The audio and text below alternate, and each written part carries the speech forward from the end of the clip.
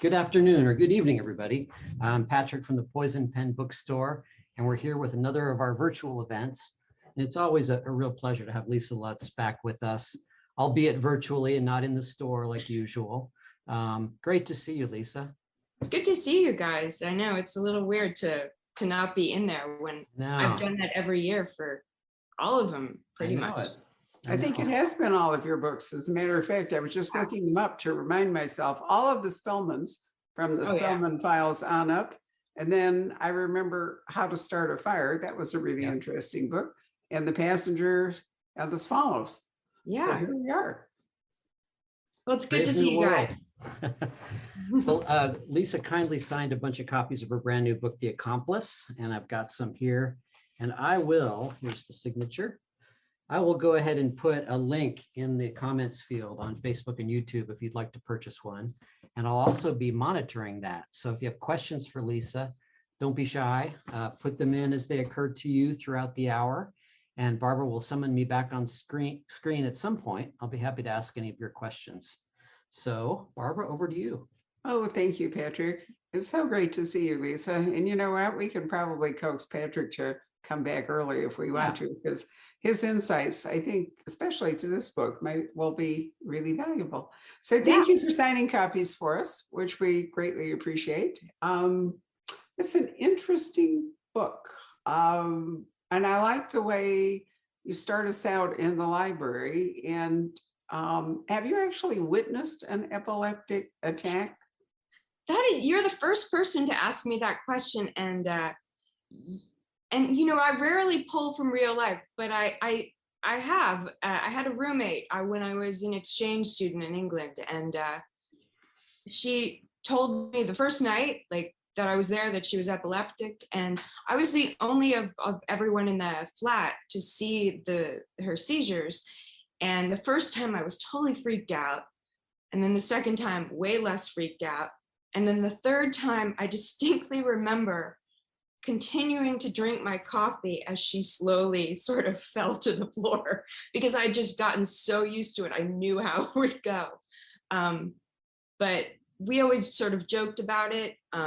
So I think that it was easier for me to feel like that was okay. I don't know if. Well, I thought your description of it, and the reason I say that is that my much loved middle sister, or sorry, my only sister, but she's the middle child in our family, was stricken with not meningitis, but the other one. I can't ever remember the name of it. Anyway, and she suffered brain damage and was then subject to those kinds of fits, which eventually she died from it.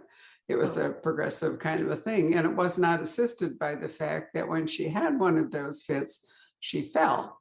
And living in Manhattan, oftentimes where she fell was, hardly ideal.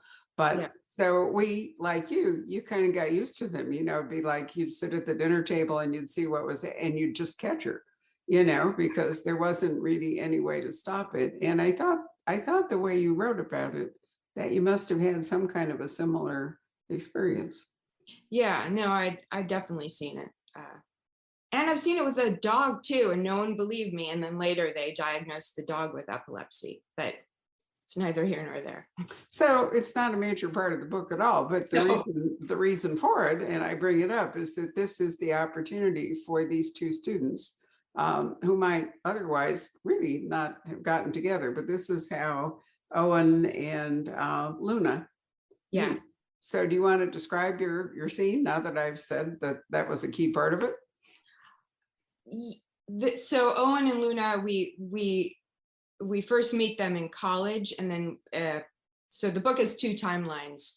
One part's in college and the other part's when they're in their 30s and they're still very close. But in their college meet, they've been eyeing each other a bit in class. There's a certain curiosity. I wouldn't call it any kind of romantic attraction, but there's definitely a curiosity about the other person.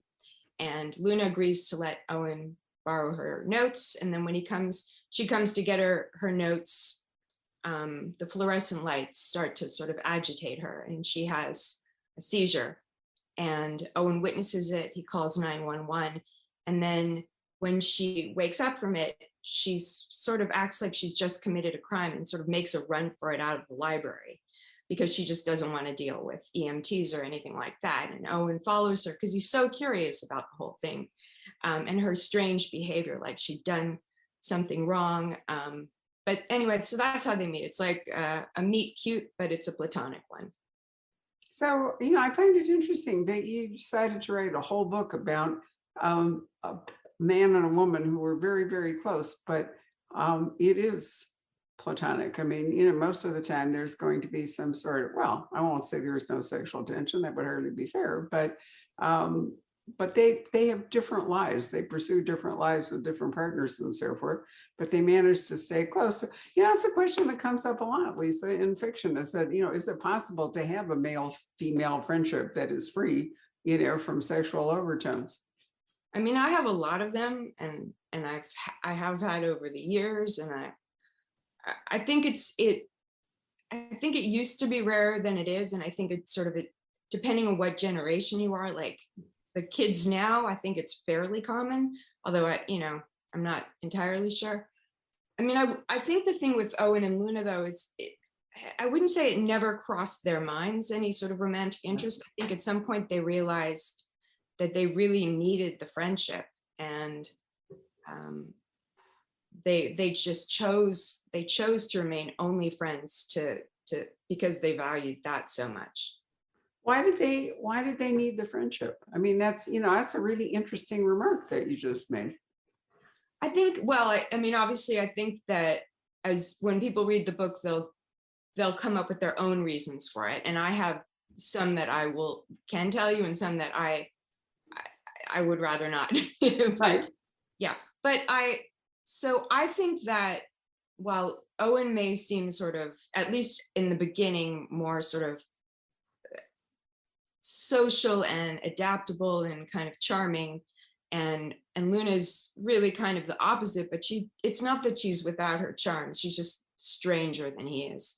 I think Owen has more issues than he lets on, and so he sees something in Luna that he relates to, and he's drawn to that, and I think he feels like he can be himself with her, and that I don't think he really feels that way with anyone else, no one in his family, and none of his friends. And it's the first time I think he really felt that way.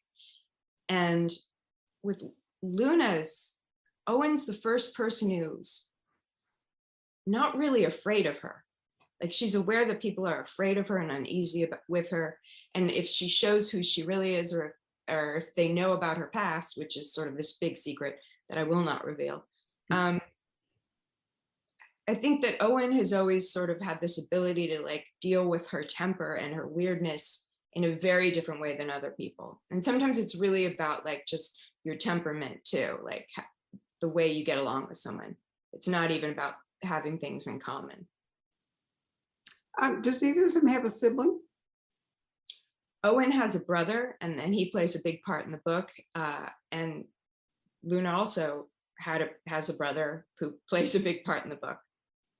I mean, I asked because, you know, it does sound to some degree as though these may be, you know, if they're not, if you don't have a sibling, or maybe your sibling is not that great a relationship, you might seek somebody. I'm not saying that's the case in the book, but you might seek somebody outside your family, you know, to have that kind of relationship with. We have a friend who stays with us in the winter, and while, you know, she's my friend, she and my husband, I mean, they sound like brother and sister. They just bicker back and forth, you know, what they do. I mean, really, she has a very different relationship with him than she has with me. But he has one brother who's deceased, and she has no siblings. And so for them, I think it's a very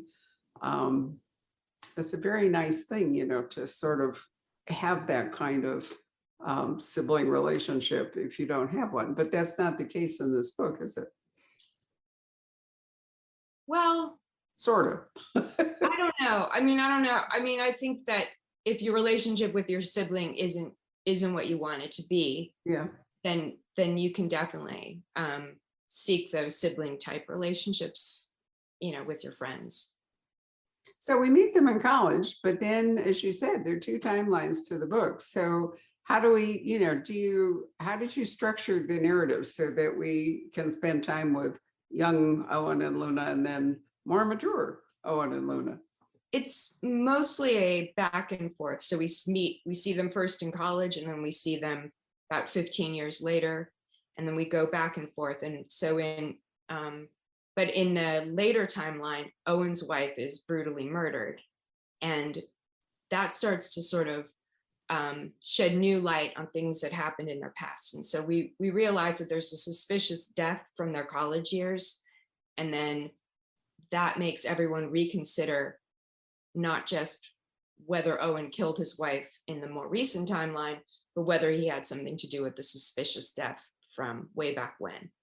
But ultimately, I think the book is really about like how well you know someone and what it would take to shift that over and to make you someone you trust completely. What would make you doubt them? How much would it take? And it's sort of about those little moments, those increments of doubt. What's the tipping point? So, well, I'm trying to think if this will be a spoiler. Is it true for both of them, or is it more one-sided that one of them has more doubts than the other?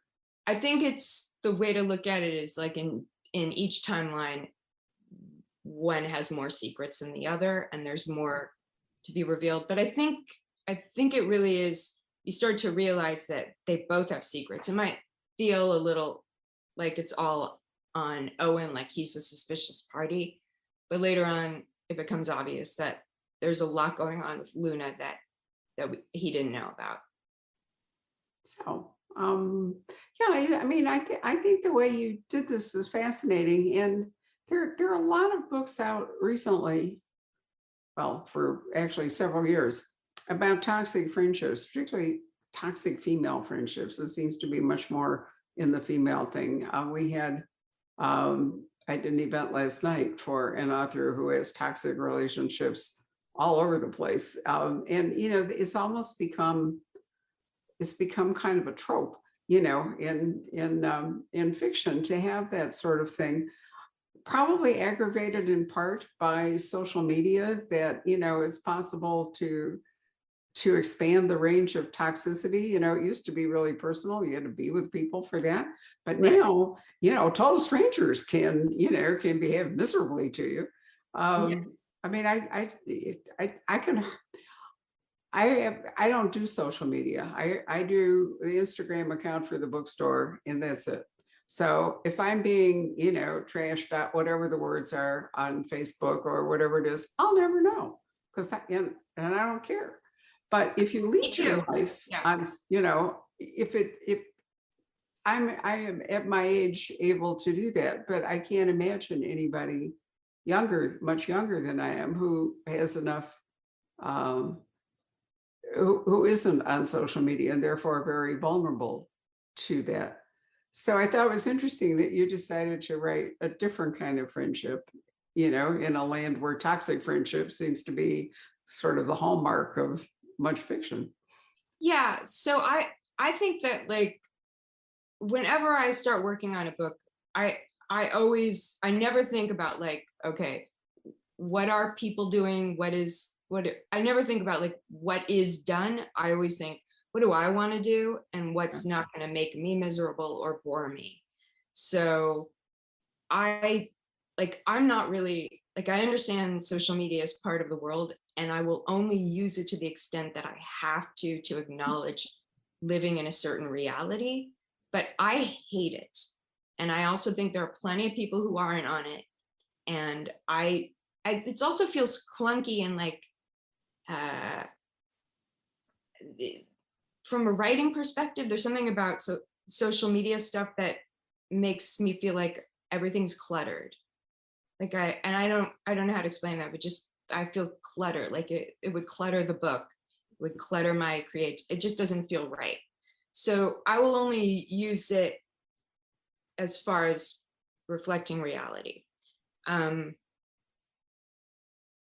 Yeah, so actually this book, they're not on it, but I think there are logical reasons why.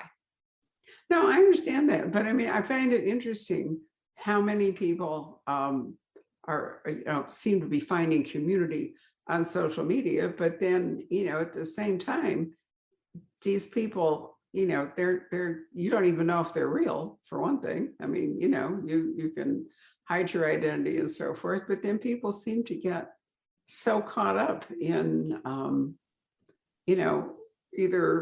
either comparing their lives to other people's lives, which appear to be more glamorous, more curated, or letting complete strangers make you feel bad.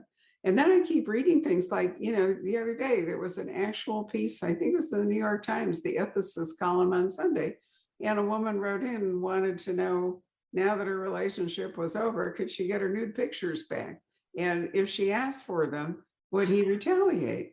And my reaction is, why did you send him nude pictures? I mean, once you did that, you're screwed. They're never going to go away. So if you're going to do it, I mean, Anthony Weiner or Weiner, whatever, he never seemed to get that message. I mean, so I just find it fascinating that I guess what I find difficult to understand is there seems to be some expectation of privacy that people have, and yet,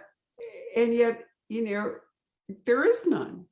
There's absolutely zero privacy in any electronic communication.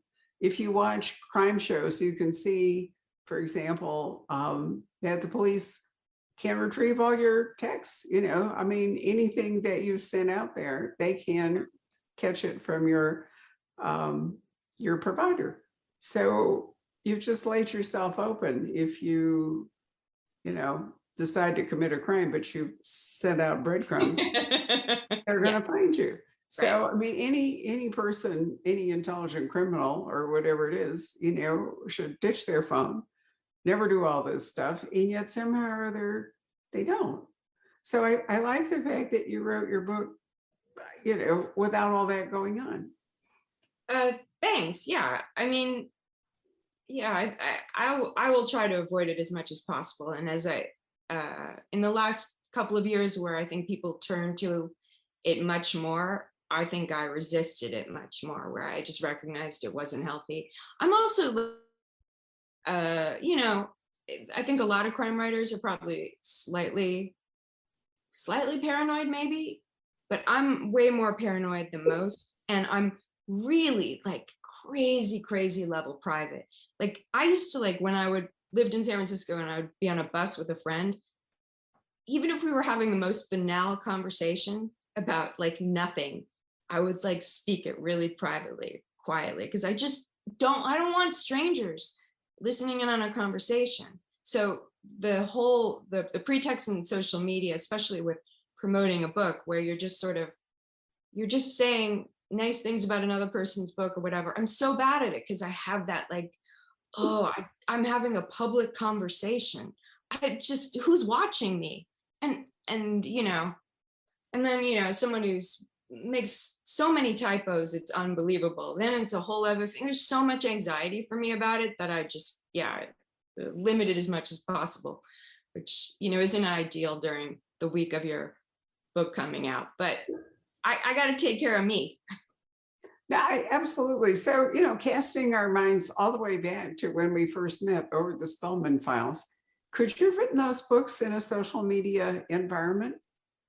I've often wondered, because I think about going back to them, and I worry about just how much social media I would have to use. I know that I acknowledged it to a certain extent in some of the books because they're PIs and PIs would use it a lot.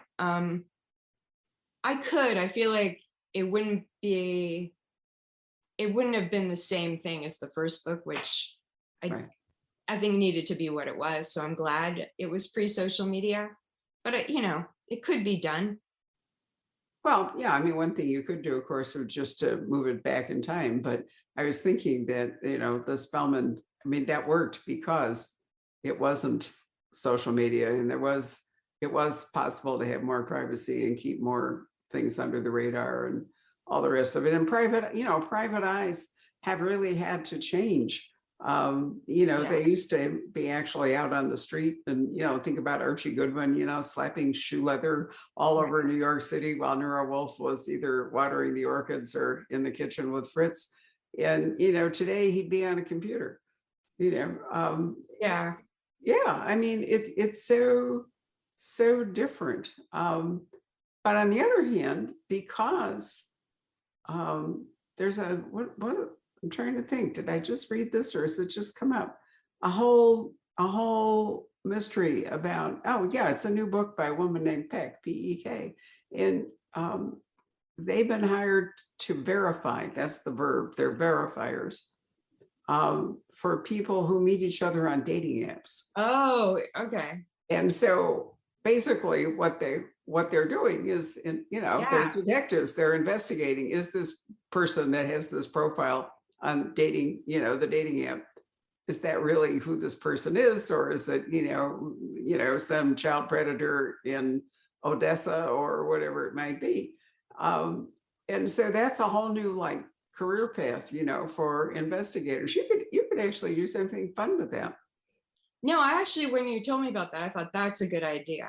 So I and I mean, a terrifying concept for someone, to actually, I can't even wrap my head around it, but, Well, I'm only 10 pages in because I keep falling asleep. I used to be able to read into the midnight hour. And now by the time I'm done with social media and all the rest of it, and then regrettably, in order to sort of unwind from a screen, I wind up watching a screen with my household. And I have to say a boon, I think, Lisa, of all of this is there's just a ton of really great streaming television, but it certainly cuts into reading time. Yeah. No, I know. You used to work in television, didn't you? Don't I remember that you had some, at least? Yeah, I worked on HBO's The Deuce, and then Megan Abbott, when she had her show Dare Me, I was on the writing staff of that. So that was, and that was not too long ago. Well, now it's more like 2 years, but yeah, I've done those shows. So do you have, how's the writing room? How's working in a writing room different than writing a novel, besides the obvious? I mean, it's night and day. It's a totally different thing. And how's a writing room? There were 2 different rooms, so they were, completely different experiences. I mean, it was, I learned a lot. And, I don't want to say, like with Megan's room, it was great because it was all women and everyone was kind of really respectful and stuff. And it was, I know Megan really well, so I kind of knew, I felt like I could contribute more. With The Deuce, I mean, I'm not saying anything disparaging. With The Deuce, I felt like I was the person who came into the room who hadn't studied every day. And the fact is, I was the person in the room who hadn't studied, because they'd send us all this material and I'd just be like, oh God, I'm not reading that. And everyone else would have. So it just felt a little bit like I had a lot of like testing, you still get dreams, because I still get dreams about like, I'm supposed to take a test. And then I realized, oh, I haven't studied. And then I wake up and I'm like, oh, great, I'm not in school anymore. It was like that, but I still have that. Or I have the dream where you're supposed to feed someone's dog and then you've forgotten. It was like days later. So I don't know why I told you that. See, and now I'm going to be paranoid because I said it out and people are hearing, and it seems like it's just us talking, but it's not. You have to keep in mind that, yes, indeed, there is an audience, but at the same time,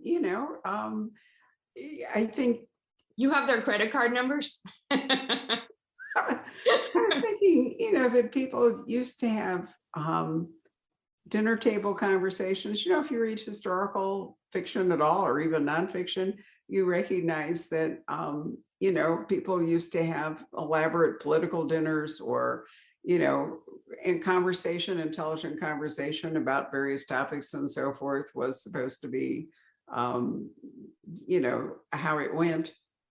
If you were launched into society, you had to know about talking about things and so forth. So it's a different context. There were people listening then. It was just a smaller group, and you knew who they were. That's the difference, is you Yeah, it's actually totally knew different. who they were. Yeah. And you could allow for that then. You could say, oh, I've got to be careful around so-and-so and whatever. But when you've got sort of this unknown universe, that's harder. So it's interesting that you chose to explore two characters who have in fact got so many secrets, even though ostensibly they are so close. Well, how did you write that? Did you write their backstories first, or did you create them and then you sort of went down, a trail with each one of them to construct the backstory?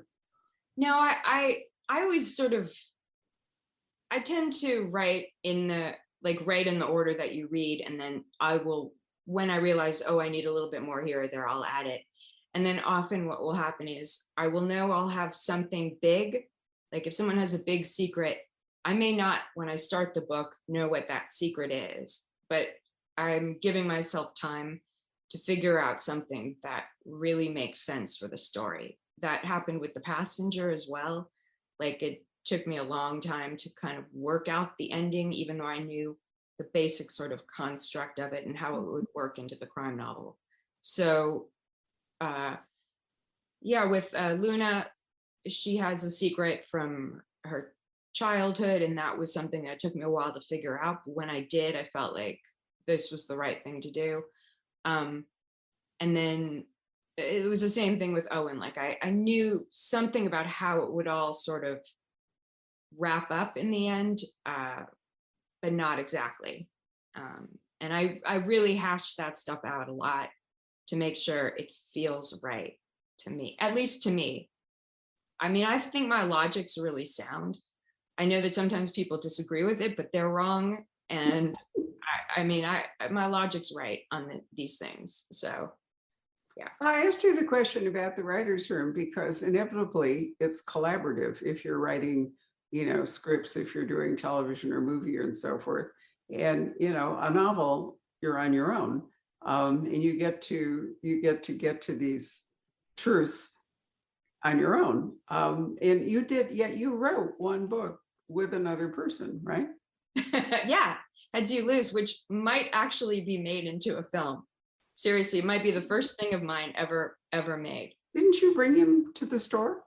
I did, yeah. He came. Yes, I'm sure I remember, and we had a conversation, if I recall, about how the two of you wrote a book together, because obviously that wasn't your normal thing, right? But that book was all about, whenever I would hear stories about like James Patterson or whoever writing books with other people, that just sounded crazy to me, and I wanted to write a comedic novel sort of playing that up and figuring out how to make fun of that whole concept. Because if I weren't making fun of the idea and playing with it, I would never have written a book with Dave. He's a great writer, but it would have been awful if we were trying to write a serious book together. Like when you write a novel, the great thing about it is it's yours. Like right. you get off on the power. Like, no one can, it's like totally your own thing. And then with the writer's room, it's actually kind of easy. At least it took me a little while to figure it all out, but it's kind of easy because you accept going in, if you're not the showrunner, it's not yours. So you're just contributing ideas, but you don't really have ownership over it. You do your best with your script, but it's ultimately someone else's concept, and they have final say. And when you know that, that's fine too. They pay you well. But the best thing about writing novels is that time you get to really kind of work things out and to explore things you're interested in. It's like, because I always feel like I have to write what I would read, and then that's worked the best for me. It doesn't always work. It doesn't work for everyone. A lot of people don't understand what I'm doing. That's fine, but I can't be bored writing it. So I think I might have lost track of did I go off on a tangent? No, not at Okay. all. I mean, there's not a lot we can really can't go too far in discussing The Accomplice because unfortunately we're going to end up spoiling it. So instead, we do as we always do at Poison Pen, we digress into other topics. And quite often, I mean, there are more collaborative novels coming out, or people who are writing in other people's universes, universes that were created by Tom Clancy or Clive Cussler, or the other night Ace Atkins and I had a wonderful evening talking about Robert B. Parker. And in all of those cases, the writers have had to work with other people's ideas, other people's communities, other people's characterizations and so forth. And the question for especially somebody like Ace, where Bob Parker created these things and now he's sadly been gone for 10 years. And so how can you expand or change or update that universe that another author created and yet try to remain true to the values and the whole feeling of that? And this is a question that really fascinates readers. So I'm just anticipating the questions that Patrick would come up with, because people are so interested. Every event we do, almost, people want to know about the writing process. How is it? So I was just anticipating, and that since I knew that you had written in not books, well, one book collaboratively, but you'd written scripts and you'd worked in writers' rooms, Right. and that's different than writing your own novels. That's why I was going off into that. I mean, I like, there are many things about the collaborative process that I enjoy, but I don't think I could do it with a novel.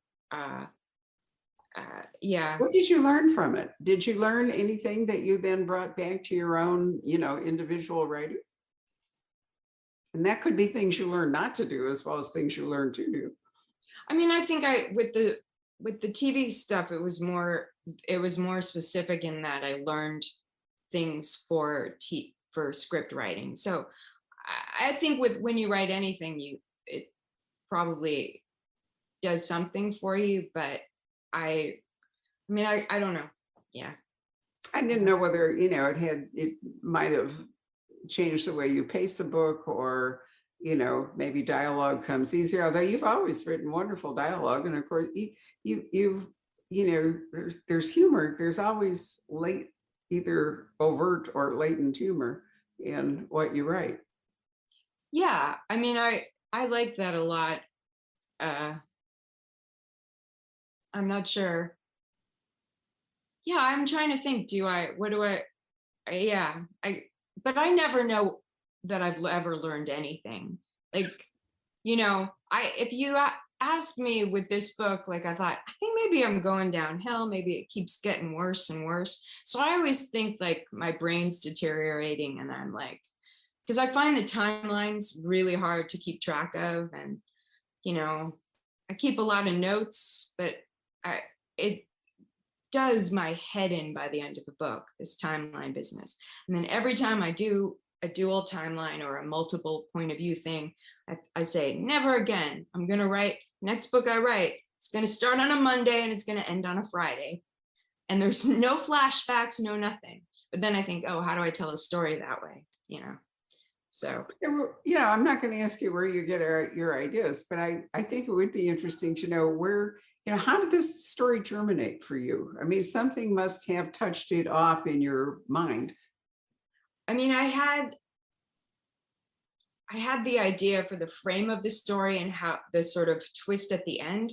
So I had this sort of, like, for me, getting the sort of the nuts and bolts and the things that you need a crime novel to have, that's the hardest part, like character and just backstory and dealing with people. That's fun. And then creating like I like the idea of chaos when I'm brainstorming. Like if something seems crazy to me, but also like real and natural, I get really excited about it. So I think there were like a lot of moments in the book that where I was like, oh, and it felt really kind of exciting because it wasn't a traditional thing you see in a crime novel, but it was surprising. And that to me is like the big goal when I'm writing. Like, I just want people to wake up, because whenever I'm reading something or I'm watching something, I love that moment where you're like, oh, wait, I don't know what I'm actually seeing here. And it's like kind of exciting. Right. So, are you already, this book has now been completed for quite a while. Do you have something germinating in your mind at the moment, a different kind of story? Yeah, I have something germinating, but it's a slow process, because this whole like moving out of this house is taking me a really long time, and it's taken a lot of my mental energy. So once I get across the country and find a place with a desk, I have to get started right away and do some work, because it's been a long time. I thought the germinating I'd get more from it. Like, I thought I might just have a whole story, but I do think that maybe the problem is I haven't actually just sat in front of a computer and started writing, and maybe I do need to do that. So Well, it's also possible that, your subconscious is churning away. And when you do finally sit down, things, I've always thought that writing was a lot more about thinking than it was about actually putting the words down. I hope my subconscious has been busy.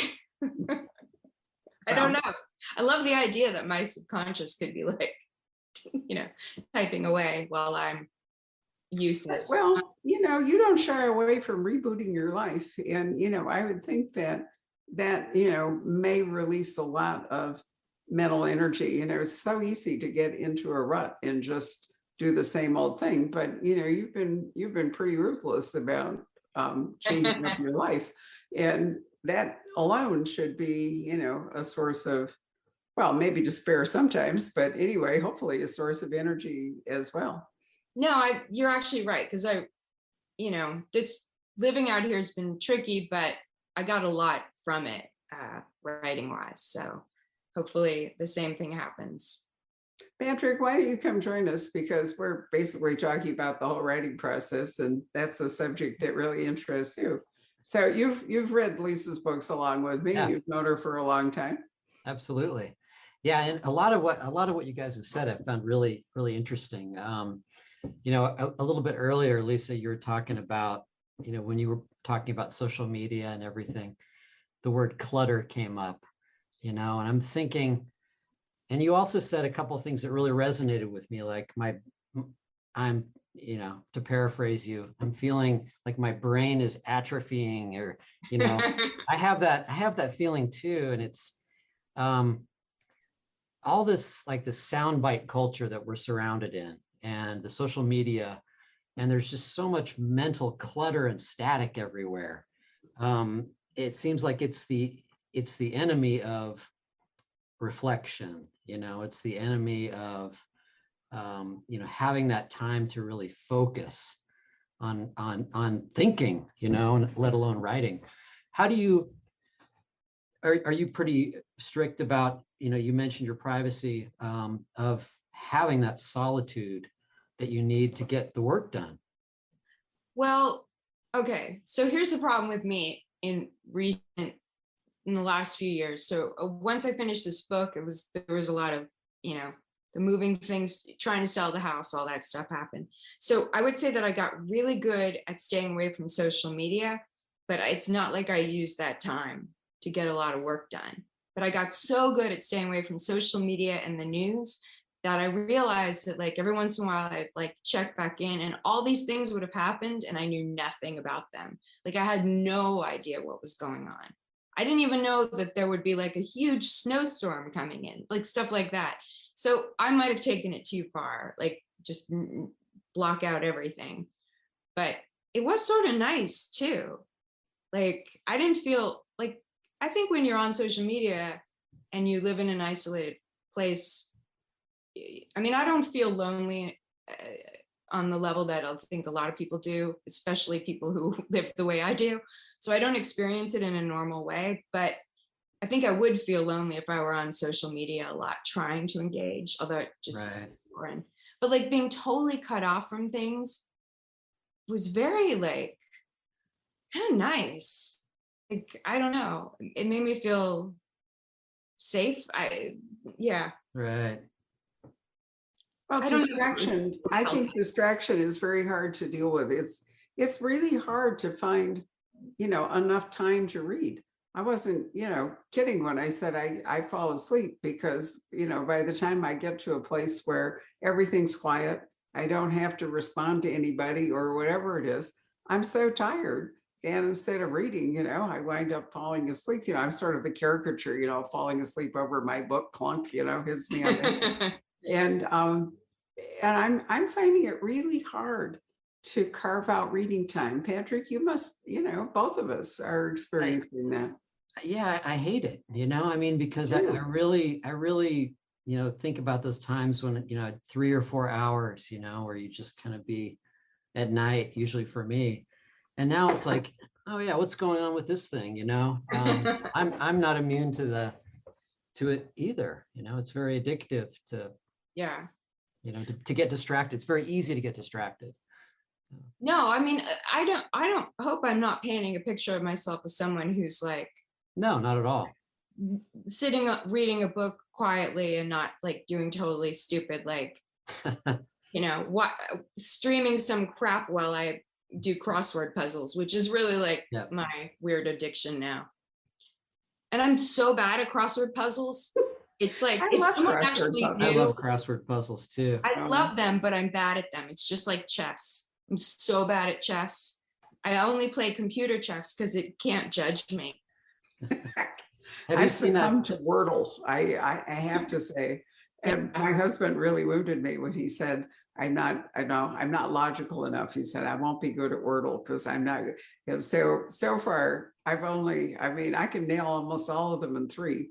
Occasionally I've had 2, Ooh. and once in a while 4. Only once have I actually gone to 5, and it was just a toss up because I could have used, I had a choice between mince and wince. And I went with the M, but turned out to be the W or the other way around. So that was just, whatever.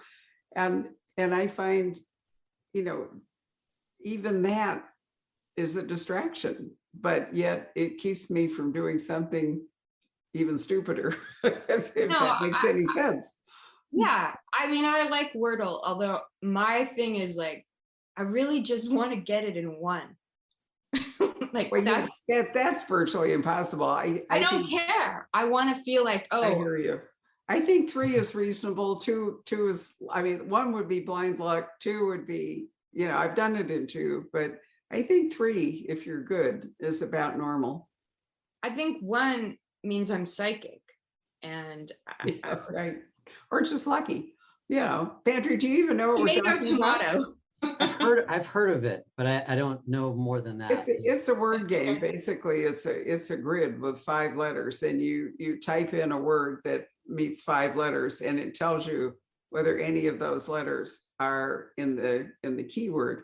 And Okay. you as you do it, you keep refining it, down to so that you can eventually work. You only get 5 tries to see if you can figure out the word of the day. I did find it interesting, though, that I did one today that I thought was really a good word, and it said to me, it's not on the approved word list.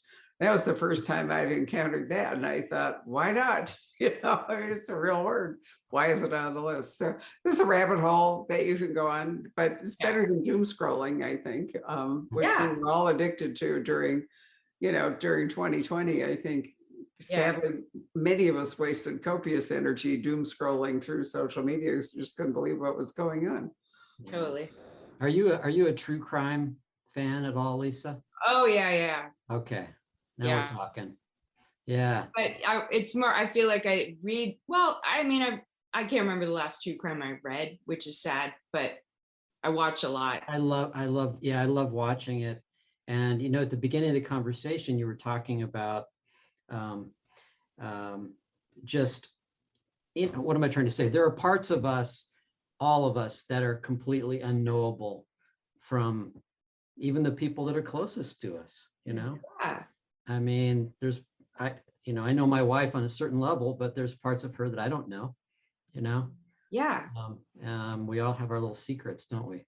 Well, we all keep mutating too. I mean, I think, Yeah. it's a combination of, things in our past that we might not even be honest with ourselves about, because one way you survive your life is to tell stories to yourself about what happened. And many of them are self-exculpatory, because you're not really happy with whatever that was. And then, part of it is that as a result, we're mutating on, and maybe other people don't keep up or miss the cues. I mean, I'm always amazed when I see people who've been married for like 40 years and all of a sudden, they're in their 60s and they decide to split up. And I think, why? Why would you do that? But maybe that's the explanation, is that they mutated into places where they could no longer sustain a relationship, which is sort of what you're dealing with here in The Accomplice, or might be dealing with. Maybe. I mean, Maybe. we don't know how it ends. I mean, I know, I wrote it, but right. And I know because I read it, but we Okay. aren't telling you, right? Exactly. yeah. Well, how about a few words about the Swallows? Because that really liked that book, and it was, I like the whole setup of again, a person at a crossroads, sort of starting over, that kind of thing. Can you talk a little bit about that? What inspired that particular book? So, yeah, it's sort of like a tricky book for me to figure out the right language for. It's like always, because like I think the way I would, okay. So The Swallows is about a teacher who starts at a New England like boarding school, sort of a low end prep school, and she realizes that there's something very sinister going on within the student body in terms of the relationships between the girls and the boys, and that the boys are sort of ranking the girls on certain things. And the teacher decides to do something about it along with the student. And it's sort of about what happens when everybody starts to wake up to what's going on around them. And yeah, to be perfectly honest, I wrote it long enough ago that I'm like, hey, what was it about? Like the exact details. I'm like, No, I really love that book. That was thank you. one of your Yeah, best. I love that book too. And it's the book of mine that people are the most sort of one way or the other. Like, man, I'd never had such hate on a book than I did on that one. Interesting. I mean, I don't mind that sort of thing, but at all. But it was fascinating how angry it made some people. Really? Oh yeah. Touched a Angry nerve, how? huh? They either thought it was super gross and were just totally put off by it, or didn't think it was plausible, which made me a little angry, because it's not great when people don't think something is real when it's real. And that's a little frustrating, but yeah. And that was interesting, just structurally writing from, I think it was 4 different characters and doing the different voices, but also like timeline wise sort of overlapping somewhat. I think if I had a better brain, I would do that stuff more. Yeah. Well, let me see if we can ask a couple of these questions that people have been turning in. Helena has actually some really interesting questions. Did you ever read Harriet the Spy? Is one of her questions. Yeah, I actually read it as a grown-up. I can't remember, a friend in college, somehow it came up and she told me to read it. And I had just never, as a kid, I don't know how I missed it. I loved it. Yeah. It's a great book. How about The Wind in the Willows? Yes, it used to be my sleep book. There's some really good audio of it. So yeah, it's a great kind of British whimsy. Ratty and Mole. Yep. Yeah. Although I heard some crazy stories about the author. Graham, Kenneth Yeah. Graham. Yeah.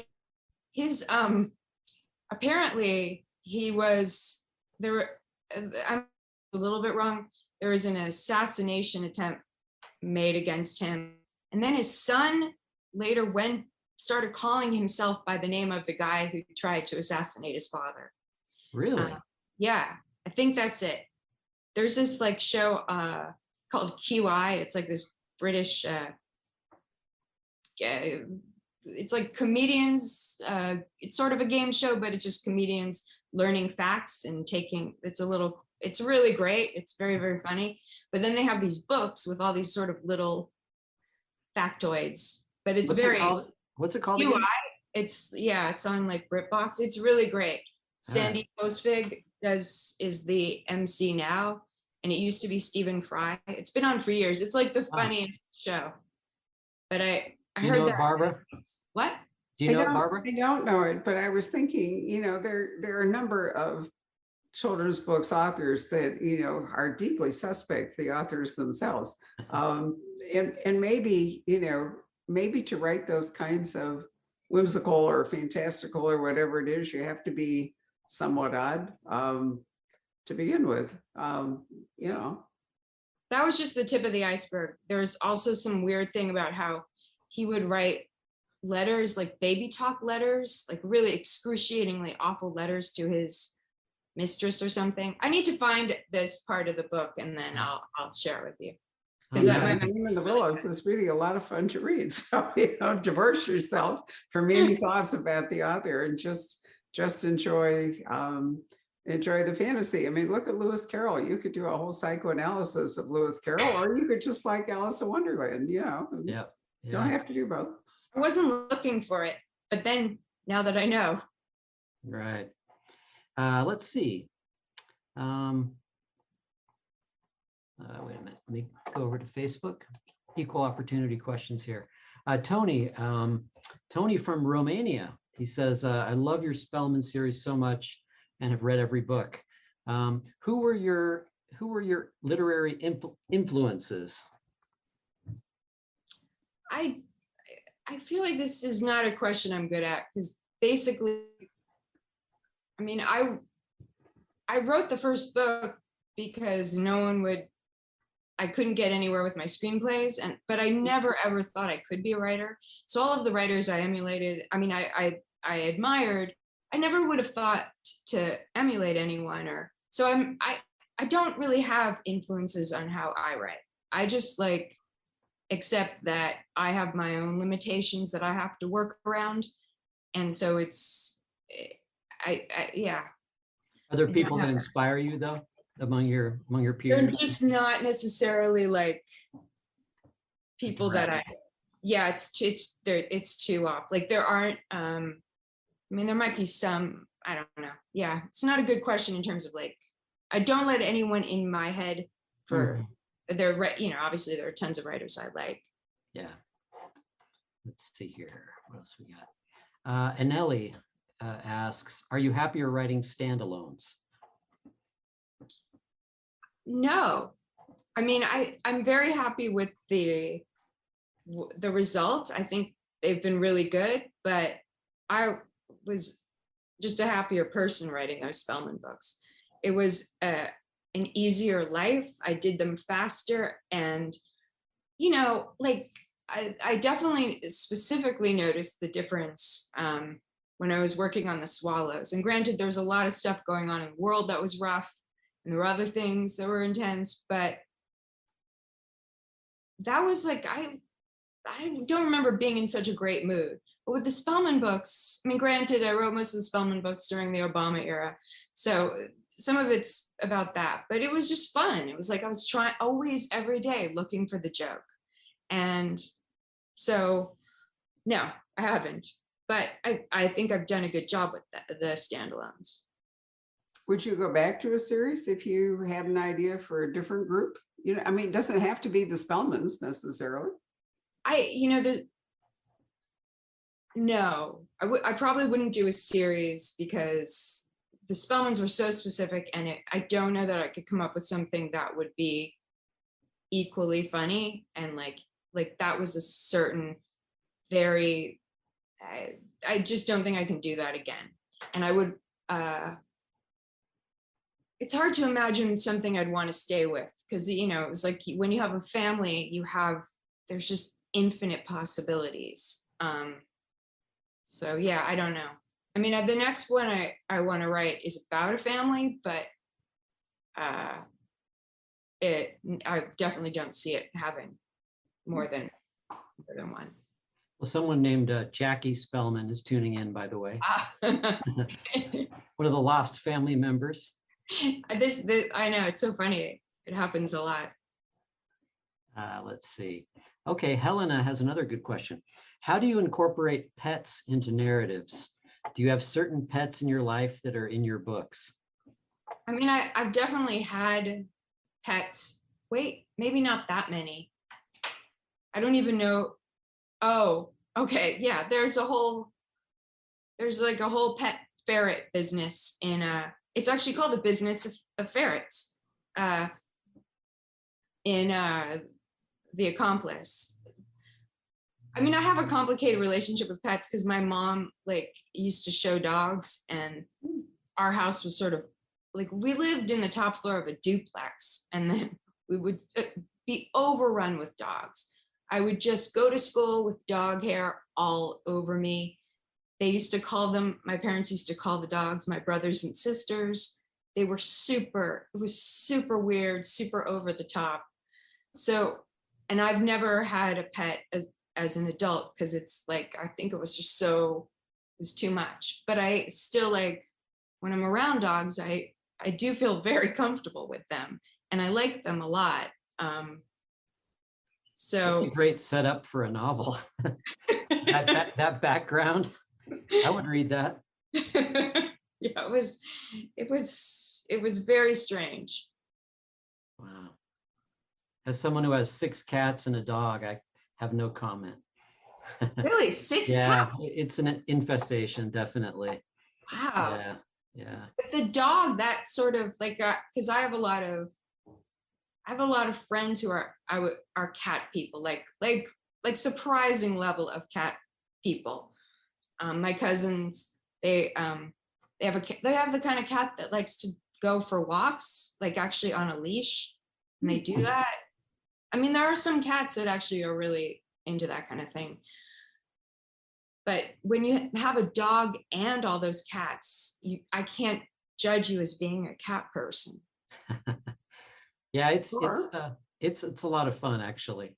They have the cats jump up on higher ground and taunt the dog. The cats are generally smarter than the dog.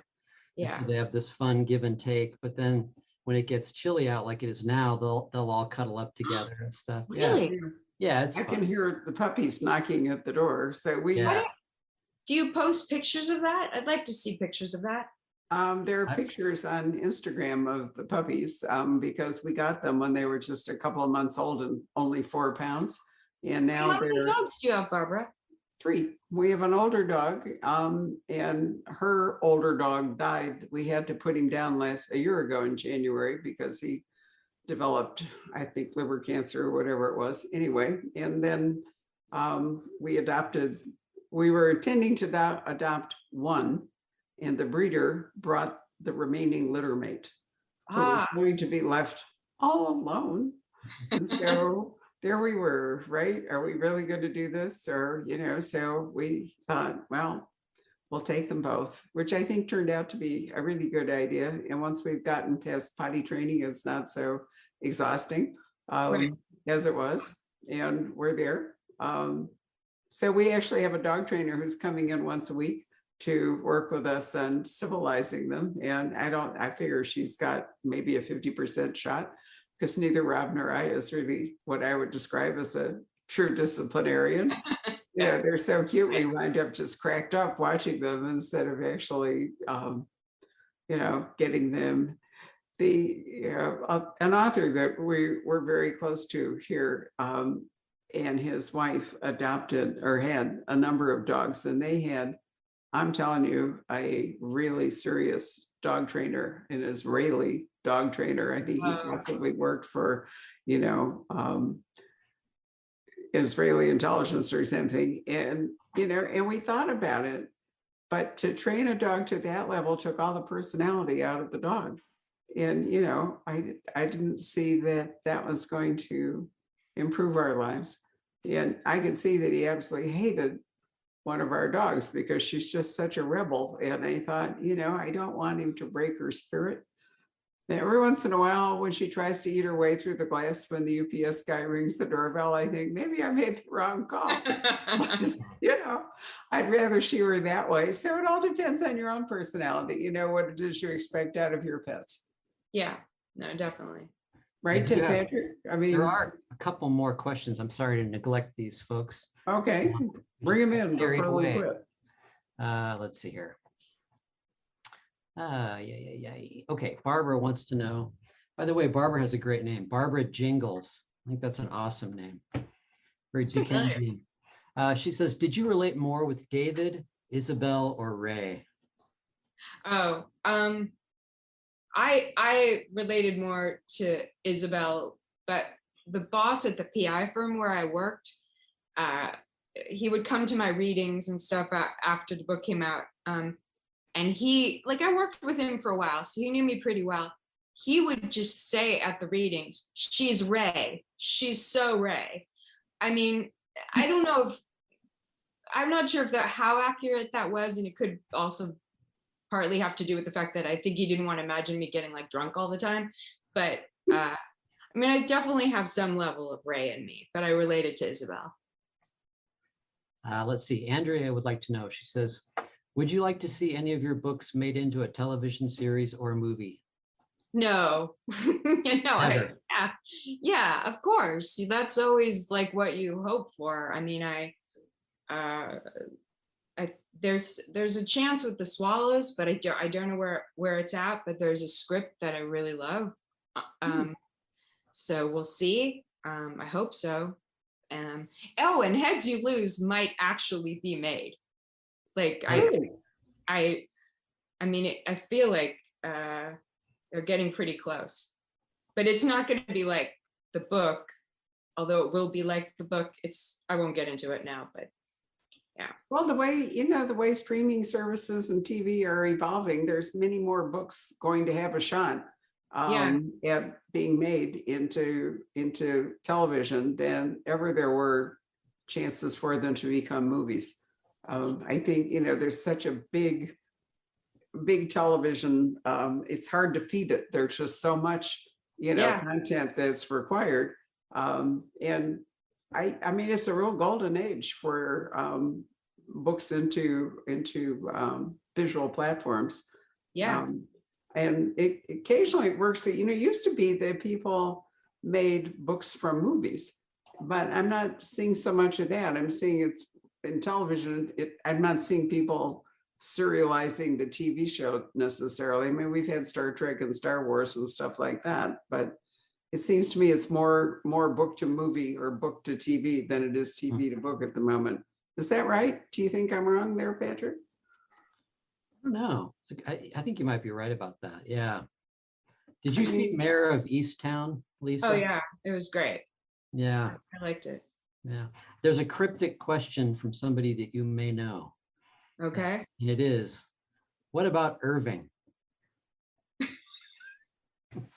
I mean,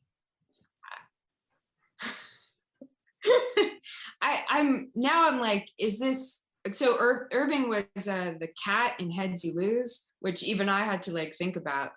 And I think that I might have offed the cat in the book. Not me. If that's Dave, I don't know. It seems like Dave would have better things to do. No offense, but it's hard for me to imagine him watching this. But if that's Dave, enough already. Let's see here. I think that's about it. A lot of people just saying how much they like your work and, nice things like that. Well, that's good. Is there anything really mean? Come on, tell me. No, We're not going to do that. no. I mean, there's a reason why we monitor the comments. I mean, only a fool would actually just let it rip, in my opinion. So No, there's nothing like that. no, Okay. not at all. I mean, people do love your work, Lisa. I certainly do. Patrick does. I'm glad you're always yourself. I really am. You haven't tried to fit yourself, into any particular mold. And so it's always a joy to read your books, because I never know what I'm going to get That's good. Which I I'm glad think is to a hear good that. thing. I mean, it's wonderful to be surprised. So I really like that. I will look forward to whatever comes out once you've managed to relocate yourself and, You and me both. yeah, and get in front of a computer. So we'll stay in touch. Yes. I'd like to thank everybody who spent some time with us in this totally digression ridden conversation, but most of it is because this is not a book that you can really discuss in any detail without spoiling the reading experience for anybody. So that's in part why we've done it. Lisa has, as Patrick has mentioned, thoughtfully autographed copies for us and sent them to us. So please take advantage of that, buy a copy, and go off and enjoy the rest of your evening. Thank you, Lisa. Stay in touch from the road so we'll know you're okay, will you? Yeah, I will. And thank you both so much. It was really nice to see you this way. Okay. It was I'll a send you great some pleasure. cat and dog videos if you like. I like those a lot. So Yeah. yes, do. We can Sarah do that Grand's a for big sure. fan of them too. Yep. All right. Good So night. I hear a puppy claw really getting serious. So I'm going to go open the door. Good night. Okay. Good night. Night. Hello. We hope you're enjoying our programs and podcasts with authors. We'd like to expand them, and your help would be appreciated. Please make a donation at poisonedpenfoundation.org. 100% of the proceeds will go to help connect authors with readers in this difficult time. Thank you.